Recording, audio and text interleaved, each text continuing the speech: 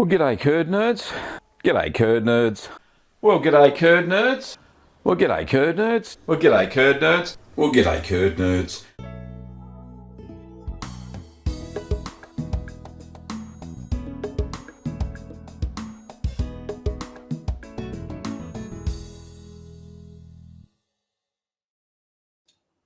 Well, g'day, curd nerds, and welcome to Ask the Cheeseman. This is episode 203, and I hope you're all doing well wherever you are in the world. What are we talking about today? Right, so big thank you as always to financial members of the channel, both on YouTube memberships and on Patreon. New YouTube member this week, we have Corriton, I think that's Nipping. I think that's how you pronounce it. Thank you, Corriton. And thank you to all the other financial members. Without your financial support, we wouldn't have a channel and wouldn't have a show. Or wouldn't be able to afford, well, the things we need to make streams and videos and cheeses and all that sort of good stuff. But yeah, it really does help, honestly.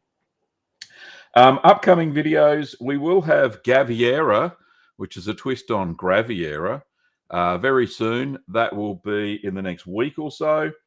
And just a community announcement, and it'll be sad for some people because this is their regular Sunday morning or Saturday afternoon entertainment. There won't be any streams for 2 weekends in a row. This will be due to our silver wedding anniversary, Kim and mine. We're going away to some little holiday cottage things 2 weekends in a row to celebrate. So on the 27th of February and the 6th of March, there won't be a stream, unfortunately. So the next one will be, we'll have one next week, and then the week after, then we have two we miss, and then we'll be back on the 13th of March. So that's the go, unfortunately. But that's what you do. You celebrate life, which is a good thing. For those who don't know, I should have done this at the start. I'm Gavin Weber, and I'm the Chief Curd Nerd, and I will be attempting to answer your home cheese making questions. We are currently live on YouTube, Facebook, and Twitch. Okay, into the chat and say good day. There's a few people. Let's have a look. Will it let me go back up that far? Big g'day to new YouTube member Frederick Peterson. Thank you, Frederick. G'day to Bill. This is before the stream started. Julianne, Jim, Cease, Wendy, Tracy over at Cheese Needs, and Judy. G'day, Judy, and thanks for the thumbnail picture. Absolutely fantastic. Let's see. Can we have a look at it?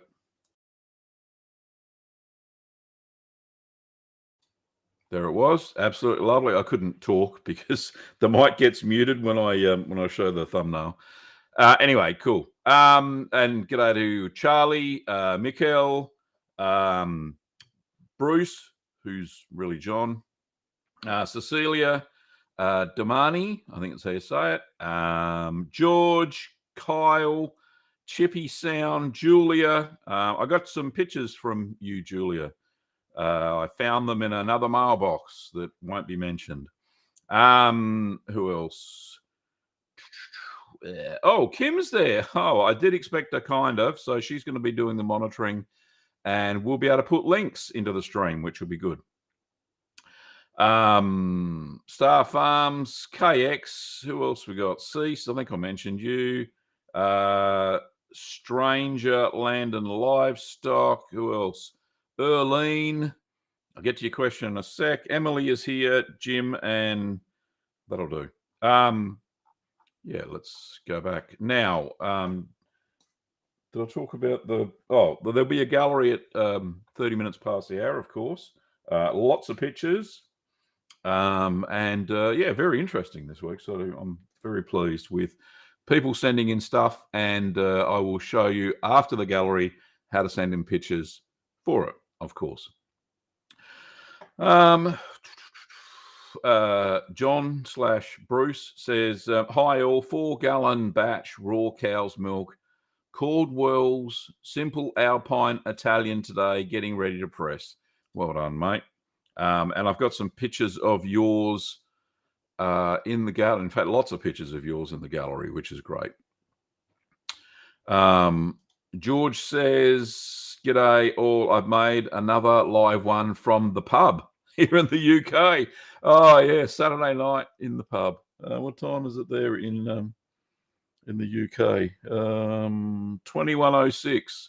So, yeah, nice. Yeah, be a bit noisy, though. I hope you got headsets on. Might look a bit strange.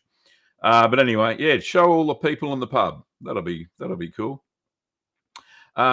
Kyle says, hello, it's so great to finally join in. I'm so excited. Thanks, mate. Appreciate it.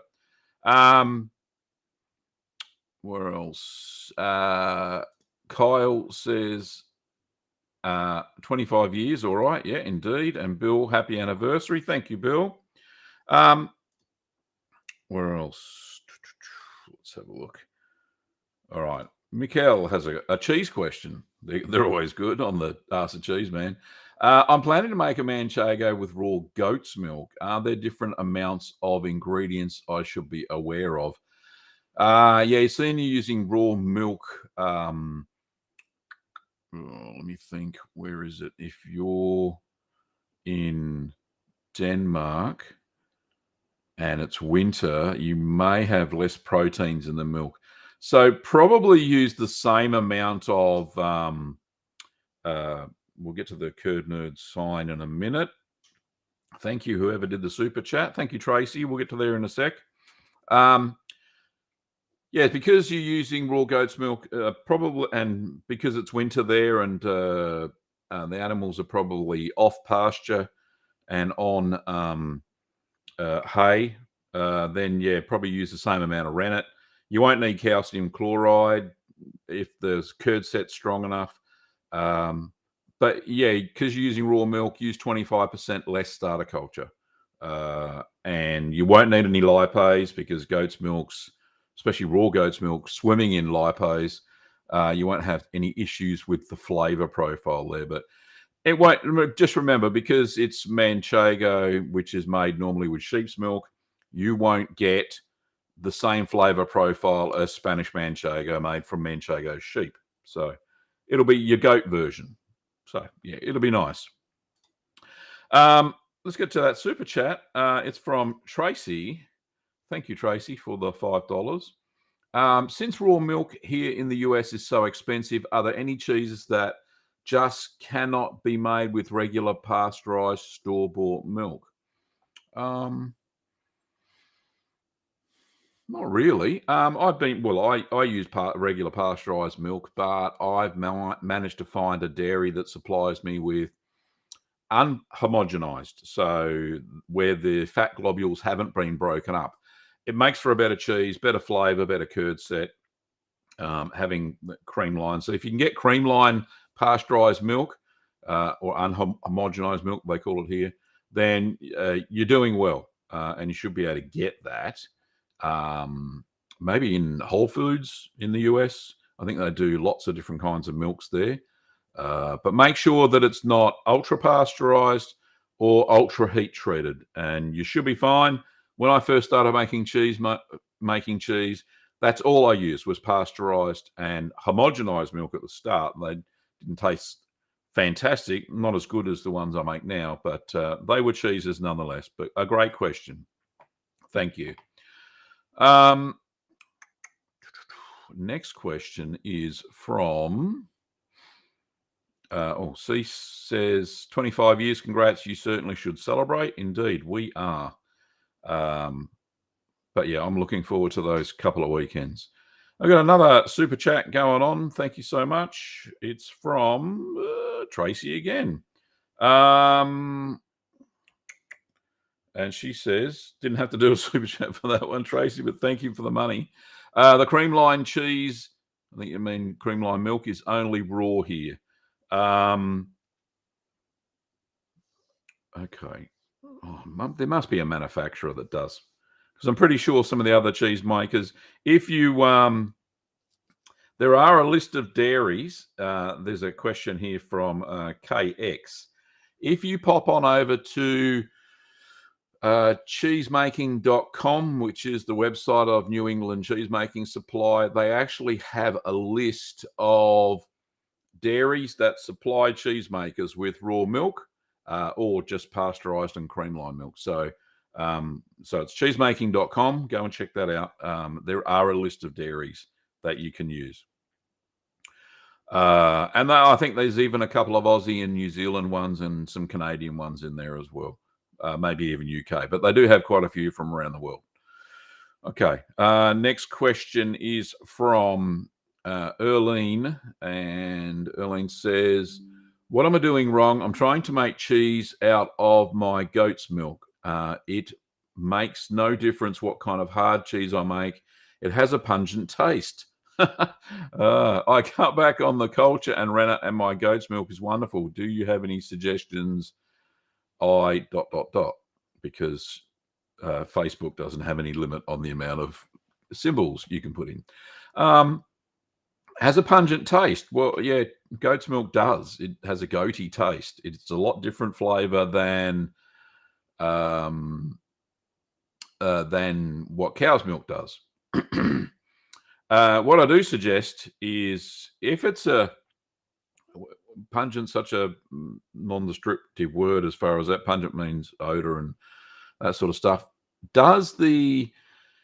My question to you, Eileen, does the cheese taste bitter? If it tastes bitter, you're not adding enough salt. And I would think that you can cut right back on the culture, because it may be lots of lactic bacteria in it already. So you can probably just make a cheese without the starter culture. Just use the rennet, and check the amount of salt you're adding. It should be, if you're making hard sort of cheese, it should be between 2 and 2.5, even up to 2.7% of salt per weight of curds. So you got to weigh the curds before you press them, obviously, before you throw the salt into them.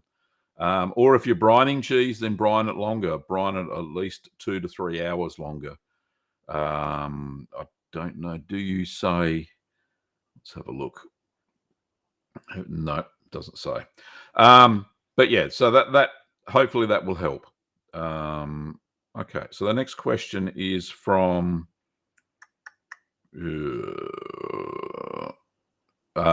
Cheesy says to Charlie Pace, I love your cheese, which is his Karanjang Creamy. And we actually have some pictures in the gallery today from Charlie on his Jebet Tal Bazaar. I can never pronounce it correctly. He bought some new baskets that I have online in the shop at Little Green Workshops. And yeah, he showed me his cheeses he's made, which is pretty cool. Kyle says he's got a couple of questions. Of course, I'll end up asking a little later about blue cheese and using mold cultures from store-bought cheese. Okay, so ask away anytime you like, Kyle, because the quicker you get in, the quicker they get answered. All right. Barry, g'day Barry, says, just curious, can you make cheese using heavier cream? Thought it might be a neat experiment, but chose to ask your thoughts first. If you use just cream, I think that's what you're saying, to make a cheese, all you're going to get is something like mascarpone. And that's traditionally what people use cream for. You could also make something like French cream cheese, which is 3 liters of milk and 1 liter of cream, and makes a really smooth and rich flavored cream cheese. But using the cream by itself, no, it doesn't work. You still need the milk and the whey to get the curd to set properly, like proper cheese. Julia says, the pics I sent to the email you replied to me last time, whoops, I didn't realize it was a different one. Yeah, sometimes I answer that email box, but doesn't matter. I've got your pictures, Julia, and very interesting. We'll get to that in 30 minutes past the hour. Donna says, please advise making little monsters. Set out for 24 hours in the cave for 8 days now, wiping over every 2 days. Some blue mold, tiny orange popping up. Problem is the texture is sticky, rather slick. What to do next? Sounds perfect, actually, Donna, for those sorts of cheeses. The surface ripened, the washed rind cheeses using brevibacterial linens, they are tacky. So in between washings, before you wash them, you feel them, they're sticky, tacky sorts of things. That's just the brevibacterial linens working. Now, if you're a little bit worried, you will get some blue mold on the surface occasionally. If you do start getting blue mold, it means they're too dry. So when you do wash them, what I tend to do now with any washed curd cheeses or washed rind cheeses, sorry, not washed curds, different. What washed wine is, instead of using a cloth, what I do is take all of the jewelry off. Oh, took my wedding ring off. Don't do that very often. But yeah, with no rings on your hands or anything like that, just put your hand in the washing solution and wash the cheese over with your hand. That way it stays moist. You get a lot more moisture onto the cheese. But if you're worried about the orange smear or the red smear not growing fast enough, make sure that you got a little bit of brevibacterial linens in the washing brine, and you shouldn't have too many problems. Okay. Next question is from Kyle. Says Whole Foods near me have a couple of creamline non-homogenized milks, sadly sold in 1 litre mostly, near VA USA. I don't know what VA is. I don't know that abbreviation. Virginia, maybe. Don't know. Is that the only one, or is that VI? I don't know. You'll have to tell me, guys. But thanks, Kyle. Great tip. Cheryl says, sorry I'm late. Was partying with margaritas with friends. Oh, I hope I didn't interrupt your party there, Cheryl. I hope you got cheese at your party too, by the way. And if you haven't, go and crack some out of the cheese fridge. Oh, and Kyle KX says Virginia is VA. Thank you very much for that. For us non-United States people. Danny says, hi, Gavin. I'm in the UK. Have you ever tried to make Saint Nectaire cheese? I'm trying to make one, and about 2 weeks in, lots of white mold, but not a lot of blue or pinkish mold yet. I'm wondering if the moisture level isn't high enough, maybe. It's one cheese I can't say I've made, Danny, so I can't give you any tips on it. So yeah, unfortunately, don't know. If you got lots of white mold, I think Saint Nectaire has white mold. Don't know. Terribly sorry, I couldn't help you out there, mate. Julia says, hey, Gavin, can you please tell me how to add more hours in my day to make cheese? Are you not a cheese god? Oh, you're so funny. Thanks for your help. Thank you. Your help would be appreciated. Unfortunately, Julia, I don't. I just don't have 50. Go and live on Mars. I think you get an extra hour a day, but there'll be no cows, so you can't make any cheese. But yeah, no. Sorry about that. Let me think. Oh, here's a good question. How do you pronounce that? Jan says, do you know how cheese Koryasinski, I think that's how you say it. No, I don't. Is that the cheese? I don't know if it's the cheese in the little wooden mold things that looks like a football. I'm not sure. Not sure at all. But I will write it down because you piqued my interest. I'll have to go and research it now. Sinski. I will have a look. Barry says, thanks, Gav. Appreciate the help. Happy anniversary to you and Kim. Thank you, Barry.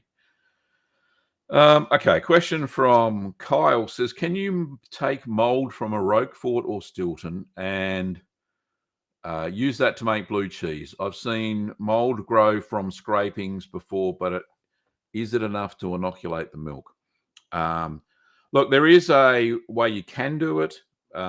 It's a bit hit and miss from what I've seen, but you take some of the blue mold out of the cheese, scrape it out with, a mini measuring spoon or what have you, or tip of a knife that's been sanitized.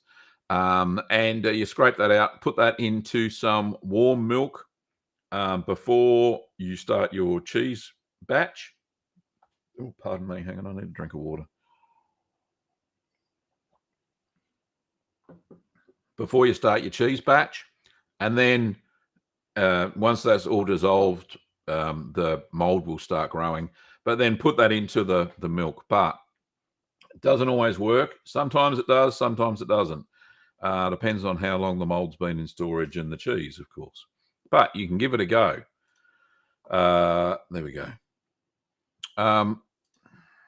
If I could pronounce, this is a Welsh name.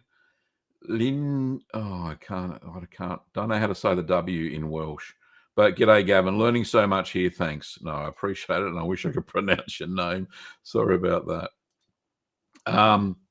Eternal Bliss says, hi, someone on our goat forum had made some goat milk hard cheese, and it had a pink rind form on it. She was wondering if this was safe to eat. Pink mold is not a good thing. Let's go to Cheese Science and have a look. Cheese Science, pink mold. Hang on a minute, and we will have. Let's have a look and see if I can share my screen.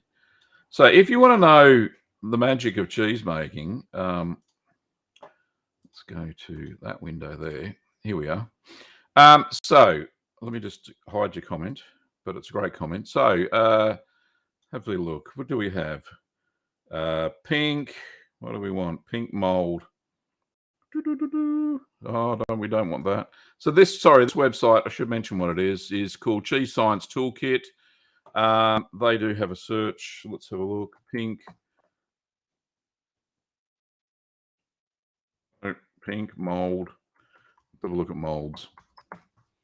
Molds. Oh, come on. Where are you? Oh, it's American mold. There we go. Blue mold. There is lots of information here, but I did see something on here about pink mold. Where is it? If I can find it, back to the start. Curd washing, myths of cheese, histamines, caramel flavor, gritty, squeaky, pasta filata, cheese color, maybe yellow, white, orange. No, that's just about that sort of stuff. Yeah, it's not helping. It's not helping. It's supposed to be here. I know it is. I've seen the article about pink mold before. Piney, mushroom, grating, rennet, microbes, flavor, cheese crystals. Not there. Not there. Let's have a look. I do know the answer. Pink mold on cheese is, there we go. Okay, here we go. Microbials.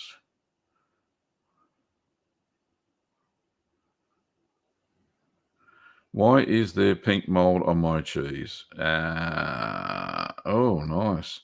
Oh, here we go. Maybe this will tell us. Pink mold on cheese. Is it going to show us a picture or just all ads? No, that's blue. Pink mold. Pink mold. Sorry about this. The question's taking age. How do you get rid of pink mold on clothes? Oh, goodness me. Pink mold doesn't produce toxins. Says it's safe to eat. Notably, the ones you see in smelly blue cheeses are actually created by the mold spores. That's not the answer I'm looking for. I'm pretty sure that anything with pink mold on it, says here, is not so good. Anyway, it's not helping at all, is it? Sorry about that. It took so long to do the question. As far as I'm concerned, pink mold is not good on cheese, especially if you've got a lot on there. So, yeah, sorry about that. I would not eat any cheese that has pink mold on the outside. If you can wash it off, that's fantastic. But if you can't, then that is a bit of a problem. Okay. John/Bruce says, tell Kyle to ask the dairy people at Whole Foods to stop Supernatural brand. You get half-gallon and gallon sizes of the non-homogenized, I think. Amir says, hi from Berlin. What is your all-time favorite cheese? Oh, my Lord. The standard question is, standard answer, sorry, is all the cheeses. I love all of them. So, yeah. Sorry, I can't help you with a specific answer. Nice. This one's from Julia at Cheese History. Great channel, Julia. Well done. Hi, Gavin. I'm having a go at making your Shropshire Blue today. All going well so far. Yeah, just one hint, Julia. Don't let the curds dry out so much when stirring. Maybe stir a little bit less, and you should be all good to go. Won't have the issues that I had in the video, which you've obviously watched. The question from H7 Apollo says, which recipe do you use your cheese for the most? Look, mainly on pasta, but I like the cheeses in cheese platters. I think that's what you're talking about. But yeah, on toasted cheese sandwiches, they're great. Or grilled cheese sandwiches, whatever you want to call it. But yeah, so just cheese platters mainly. We love the flavour of our cheese. It's second to none as far as I'm concerned. C. Scarston says, I tried your gorgonzola recipe from one of your last vids. It worked very well, but to be truthy, it tastes like my normal cheese attempts. I didn't manage to get holes in the cheese. Perhaps my curds were too small. Which is funny because my gorgonzola isn't ready yet. So how would yours be ready? That's the question. Yeah, maybe the curds were too small because you need some, fairly large curd sizes, as you saw in the video, to hopefully get the fishes through them when you pierce the cheese. Donna says, thank you so much, Gavin, for that previous answer. I will worry less now. Good vibes. Thanks, mate.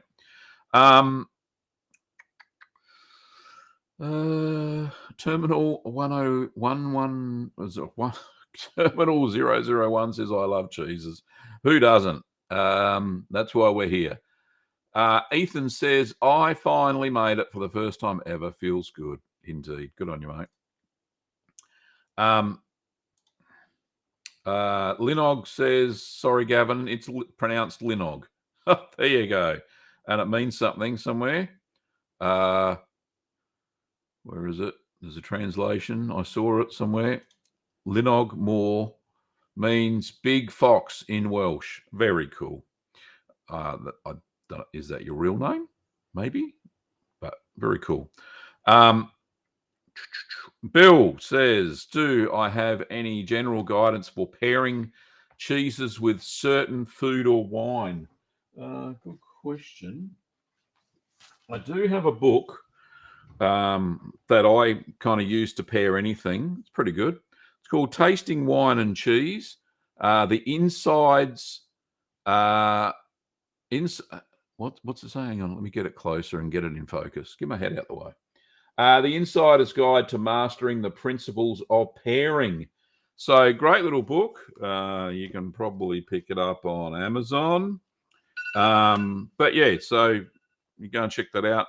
You can use the Amazon store link in my in the description below to go grab that, and I get a little bit of the proceeds. But yeah, that's a pretty good book, Bill. It's time for the gallery. I'm very excited. Let's have a look. Let me have a look if I can find where I put it. Where are you, gallery? There we go. And all the little curdy comments. Got lots today. Where are we? Just setting it up. Sorry about that. Share the picture, the window. Where is the pictures? There we go. Here we go. Hey. Rightio. So first picture today is from Andrew, and this is his cheese fridge. Andrew Giorgio. Thanks, Andrew, for sending these in.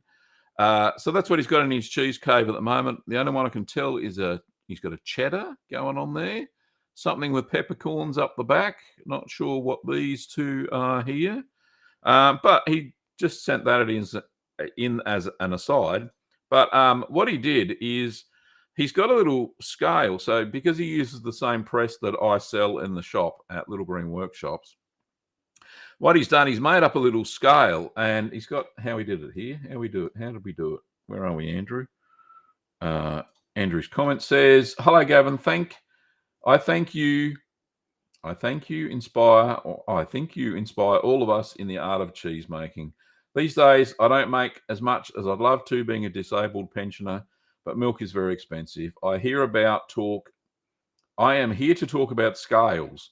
I heard from your viewers. How do you know the tension of the spring is the right weight? This is how I did it. See the picture attached. I use a digital scale to mark the weight scales of each kilograms. The card sits on the follower, and you measure under the square saddle of the press. There's a little square thing that goes onto the spring. I hope I'm explaining myself. And you keep adjusting it when it gets close to the pressure you need. Remember to adjust it every few minutes until the weight is set at the mark. This is just a rough guide, as each digital scales and spring may differ slightly, but it will help you as a guide. Also sending pictures of my cheese cave. Yep. Cheers. Thank you very much. Thank you, Gavin. Regards, Andrew from Victoria. Thank you, Andrew. And that is ingenious. I wish I had a thought of something like that, but yeah, pretty cool. And there's a picture of the little card. And obviously you can test it out and make it yourself, but don't use that. It's not to scale or anything like that. Right, the next pictures in the gallery. This is from Bruce Gifford, who in the chat goes under the moniker of, what is it, John? I think it is John something there. He's there somewhere. But yeah, he's got heaps of cheese. Let me have a look. He's got a mountain of information here, which is fantastic. This is not the only photo from Bruce. It says this is his cheese fridge, up to 7 cheeses, each 1+ kilos. So this is he's got a couple in the ripening boxes there. He's got some water to keep the humidity up, which he's using for this natural rind cheese.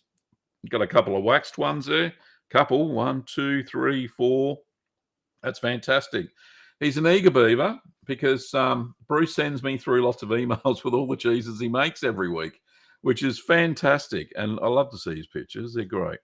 So moving right along, this one's from Bruce as well. This is a cheese that he has called Cherry Parfait.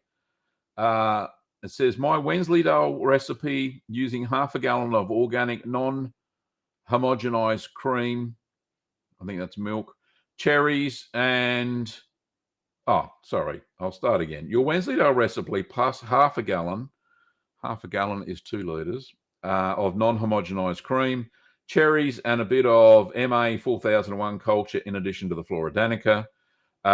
4 breakup periods for 1 hour, not 2, only changes. Smells like ice cream. And I think he's got another photo or a couple. That's the top. But yeah, I love the red staining. It looks like you've chopped up the cherries fairly well, and they're distributed very evenly-ish through the cheese. I love the Manchego mold that you use there, mate. Okay, there's another cheese. This is from Bruce as well. So this is the start of an Irish cheddar. Says, I added half a gallon of pasteurized... I added a half gallon of batch pasteurized supernatural whole milk to 2 gallons of raw Redmond Farm The Supernatural has a lot of fat. You can see the butter floating. I went nuts and used Woodford Reserve Bourbon, organic powders of onion, garlic, dehydrated onion bits, dehydrated parsley bits, chives dehydrated look to brown, smoky paprika, salt, freshly ground black pepper, and mustard powder. Let's have a look at that cheese. Holy dooly. So there's the cheese there. That is a unique color, and some amazing flavors are going to happen in that as it matures. And he's also vacuum packed that. So that's what he's called his Irish cheddar. Very nice indeed. The next one, he says that the final press wasn't satisfactory. He flipped and quite a bit more weight, maybe for 4 hours. Still not perfect. I figured the bourbon bath should sanitize it pretty well. Maybe too much annatto, but hey, it's a Franken cheese, so it's all good. Flipping in the Manchego mold creates cool diamond cut patterns. Certainly does. Very good. This is another cheese from Bruce. This is the Mystery Alpine Goat. So I decided to experiment despite my lack of experience. What could possibly go wrong? Used C101 from New England Cheesemaking Supply, Lipro Alpine, and Propio, or Propionic Shimani, as well. Took some whey off, did a light curd wash, moderate temperature increase after the fantastic commercial goat gouda or chowder I tried. I wanted to experiment making other cheese styles with home pasteurized raw goat's milk I have access to. This little bugger is from 2.5 gallons or 1.183 kilograms, right out of the brine. Doesn't look very big. In fact, I had to downsize the mold because the one I chose, it would have been too flat. But it feels extremely heavy and dense. I'll allow the Swiss chilling, then warming back up for eye development. We will see what happens. Cheese number 6 in the bank or the fridge. I guess that's close to 15 pounds of cheese now. Fantastic. There's another picture, I think, of this Mystery Alpine cheese. It's very well formed. It's a very nice little the mold there. All right, so the next picture is the waxing of that Alpine cheese, and he's just using a pot on the stove in water. So that's the wax block. So big stainless steel pot. I noticed I can see some handles here, so he's got it over some hot water. So it's not directly heated, which is what you should do all the time. And there's the finished product, a nicely waxed little cheese. Very lovely. This one's from Charlie, who recently purchased some little baskets that I've got. I can't even pronounce. Weeleb. That's how you pronounce it. I'll get it right. Weeleb. The little baskets that I've recently put into our basket section on Little Green Workshops. Charlie says, "Hi, Gavin. Here are the first of many dozens, this is only half a dozen shown, of Yebnet made in the new Weeleb baskets. One of the nice things about this size is that 6 fit perfectly in one of the Decor ripening boxes to drain in the fridge, which we still got some of, by the way. At this stage, the cheeses are still known as just Jebnet or Jebnet Frisky, which means fresh. Cheers, Charlie." Thank you, Charlie. Appreciate it, mate. And thanks for the contribution of the 2 recipes that you've provided with us in the cheese community. So that's fantastic. This cheese and the Karanjang Creamy. So very cool. Thanks, mate. Appreciate it. The next picture is from Julia, and Julia's from New Zealand, and she's in the chat there somewhere. Says, "Hi, Gavin and fellow curd nerds. I wanted to share something I found at an op shop for $3 New Zealand. I'm not sure. I'm not a regular op shopper, but had to fill some time in and popped in for a browse. I saw this funny stainless steel thingy on the shelf. At closer inspection, I saw what it was. It's a rotary cheese grater, which is perfect for my Belper cannoli. I have seen a plastic rotary cheese grater, but never one like this. Perfect for serving my favorite unique cheese, which everybody loves." Very cool. So let's have a look at it in action. Looks very sturdy, actually. So one end's got a handle and there's a little flappy thing. Did I show that? This end here that comes up that you put your cheese in. All right, let's have a look. So you pop your cheese in the hole, like she's doing there. Belper cannoli that's been matured. And out the bottom bit, on the other side of the handle, comes out all these fine peppery gratings of Belper cannoli. Absolutely fantastic find. Well done. Couldn't have done better myself. Well done, Julia.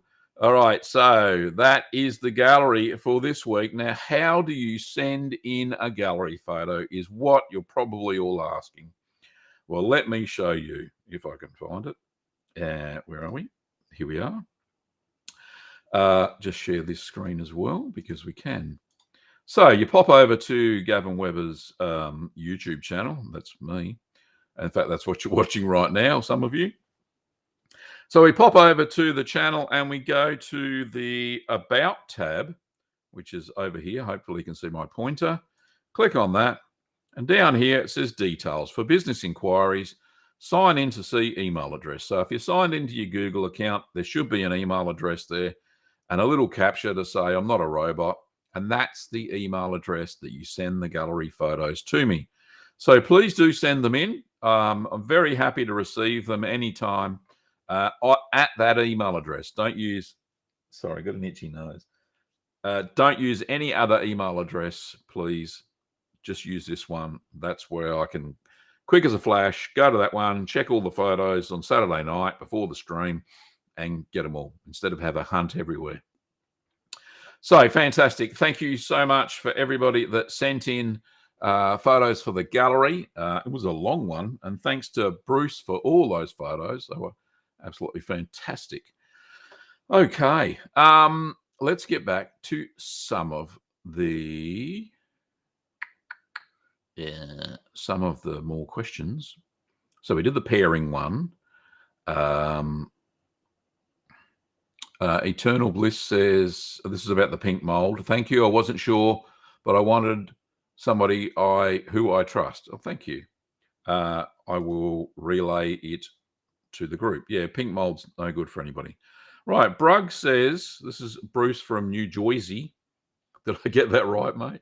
Says, why does my Camembert, New England cheese making recipe, get more Geotrichum candidum looking mold, lots of beautiful folds and ridges, rather than just a flat white mold? Don't know. I haven't looked at their recipe. I use a different one. But yeah, when I make Camembert style, I tend to use a lot less Geotrichum, so probably 1/64 of a teaspoon, which is minuscule amount of Geo. Geo just prepares the surface. It stops acid development on the surface rind, which is perfect for the Penicillium candidum to kick in. What you can do, and there's no reason why you can't, is don't add any Geotrichum candidum. If you can get the temperature of your cheese cave cold enough, down to 7 degrees Celsius, don't know what that is in Fahrenheit. But if you can do that, then it will prevent what's known as skin slip, because skin slip happens when the cheese is matured in that initial phase for getting the white mold on it at too high a temperature. If you can keep it down to 7 degrees Celsius, then you won't have too many problems at all with skin slip. So you could just use the Penicillium candidum or Penicillium camberti. It's the same sort of strain. Hope that helps and answers your question, Brugg. Yes, let's have a look. Herb, late to the stream. Thanks, Herb, for turning up. Lovely. Cheryl says, I'm making a sourdough starter. Will it affect my cheese making? Love your help and knowledge. Possibly. I've been told, and never had the problem myself, that if you make bread the same day you make cheese, the wild yeast or yeast from the bread making may infect the milk, and you can get at about the curd cutting stage, you may find that the curds are full of tiny little bubbles, and that's a yeast infection. It's no good for anybody. Sourdough starter uncovered in the kitchen, spreading wild yeasts could affect cheese making. So try and keep them in separate rooms if possible. Okay. Occult Nino says, I should try cheese making again. I don't know what the it is at the back.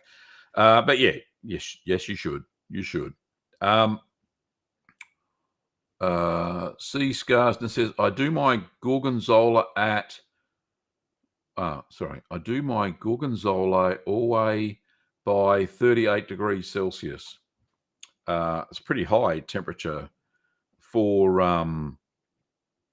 cooking the curds. I think one was 32. So yeah, it's fairly high.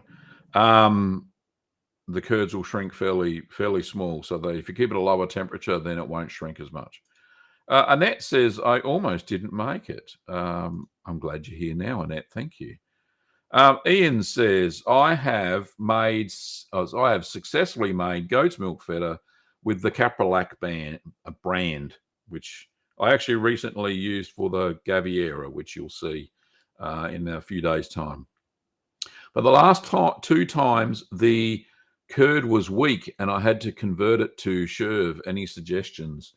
Yeah, I find it's a bit hit and miss personally. Although that when I used it the other day, it worked out okay. Didn't really increase the yield very much, which is very unexpected with goat's milk because it has a lot more fat in it and more protein. And the yield you normally get with goat's milk is between 12 and 15% of the total milk yield. So, so really only add a little bit more rennet is the only thing I can think of that will help that out, or increase the calcium chloride. They may have started the old adding powdered milk trick, but I don't think they do these days. But yeah. Emily says, I've been watching forever, but afraid to start. What do you recommend to start with? Kim has thrown in a link, which is absolutely fantastic. Thank you, Kim. Not sure if that went over to all the other streams, but it's beginner's cheese list with no cheese cave. And yeah, you can click on that link. And I don't know why she's got the timestamp of 207 seconds, but yeah, watch the whole video. And yeah, you shouldn't have too many problems at all. And it should be in the YouTube chat box. Let's have a look. Yes, it did come across. But yeah, that'll help you out to no end. Don't be scared to start. Honestly, the old adage, don't cry over spilt milk or milk that you've wasted. You never waste your milk. If it doesn't work out, you've always got ricotta usually if you throw a bit of vinegar into it. So yeah. Mr. Fast Double X says, have you ever tried to make vegan cheese? Did I? Let me think. I think I made a nut cheese once. Yes, it was a cream cheese style. Kim, if you can find the link to that, pop it in. That would be cool. Let's have a look.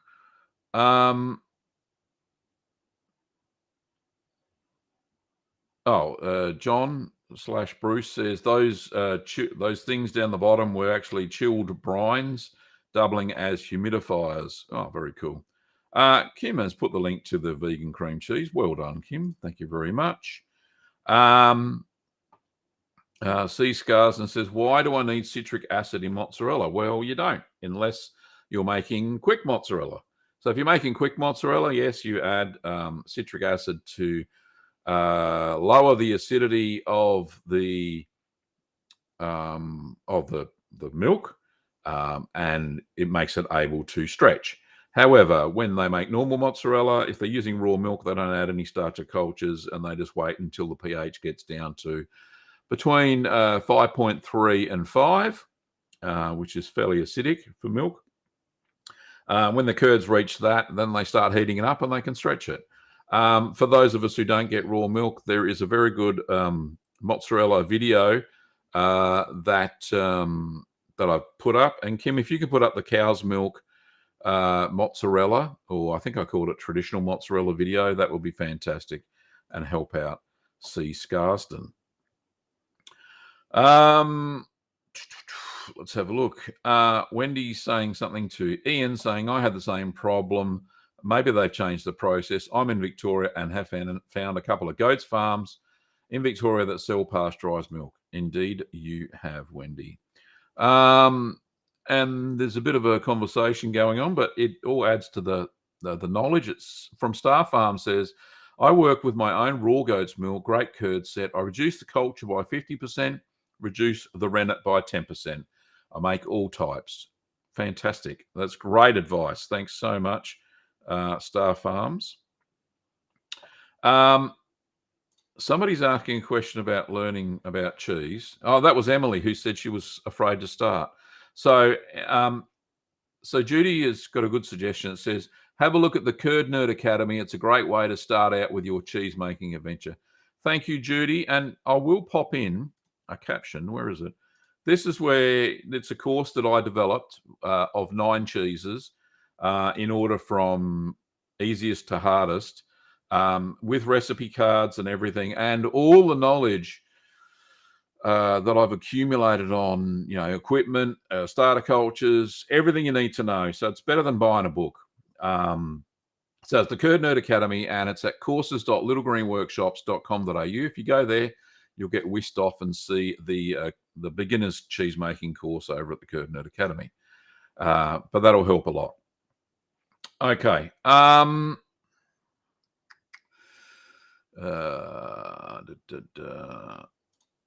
Fast, Mr. Fast XX. Anyway, more like real cheese, but vegan. I'm not vegan mostly because I like cheeses so much. I haven't made anything like hard cheese or anything like that, vegan style. So no, sorry about that. Next question is from another tip on goat's milk cheese from Star Farm says, I also reduced stirring at all stages by about 10%. My cheeses were too dry. So great. And let's have a look.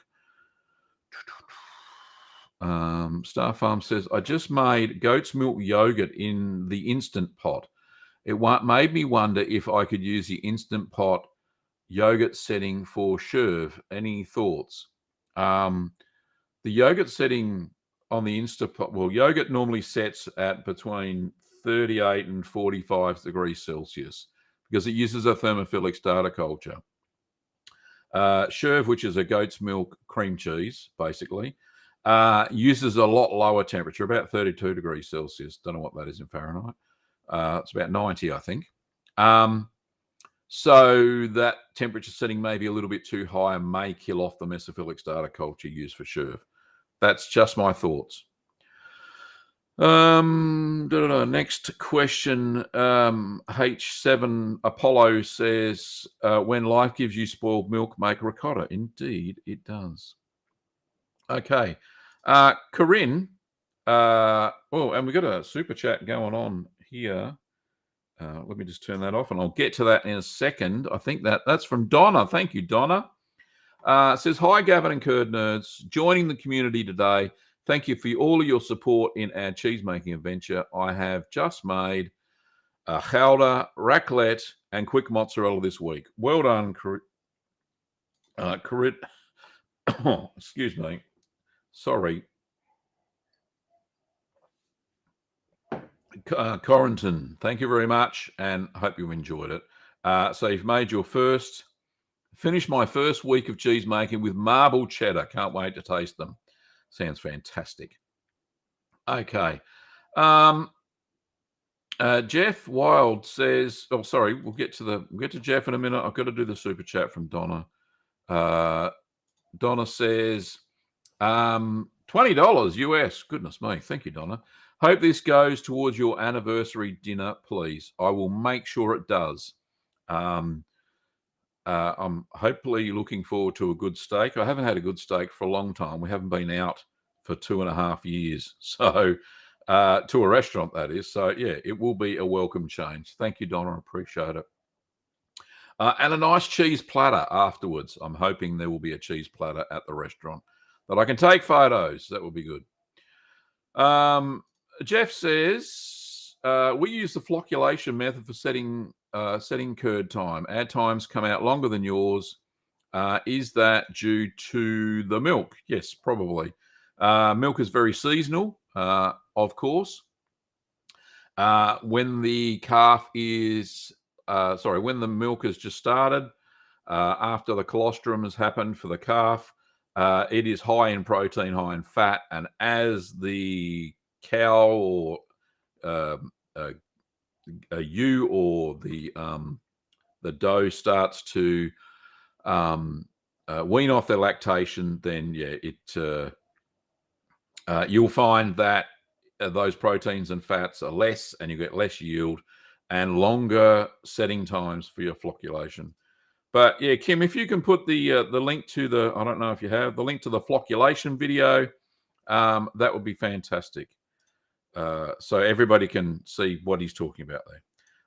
From Frederick, I've got something sec. I don't know what a sec is, but 55 of them. And you've got a lemon character doing a shoulder shimmy dance. It's a super sticker over on YouTube. Thank you. Yes, it is very cool. Thank you, Frederick. What time is it? Oh, it's nearly time to finish. I've only got 3 minutes to go. So if you've got an urgent question, super chat, I'll try and do my best to get the rest. This is from I Can't Stop 90. Says, hey, Gavin, what's a good resource, book or website to begin learning about various cultures, rennet, and the science behind the ingredients in so many cheeses? Go to that cheesescience.org. is a great website. Go and check that out. You will learn a lot about the science part, but there's a good book by Gianniklas Caldwell called Mastering Artisan Cheese. And it goes into the science of everything. Very, very detailed. It's about $70. It's an expensive book. We have some on our website. And speaking of websites, because we're doing the wrap-up, let's go and check out what's over on, do I have it? littlegreenworkshops.com. And I've got a surprise for some of you. Let's just share that. So over at Little Green Workshops, that's me and Kim. That's our shop. We have a cheese making section amongst other things. Over in the, where is it? Cheese baskets. We have a lot of new products that I've just put up online.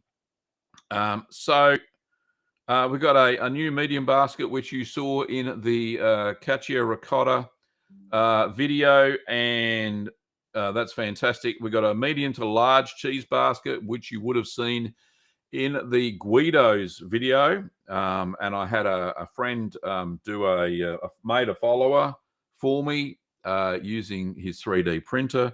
We've got the Wheeleb baskets for Gebnet, Tal Bazaar, or just the plain version. We've got some little small hearts, and we've got a little rectangle basket, which is perfect for long feta or halloumi, which is really cool. All at reasonable prices, of course.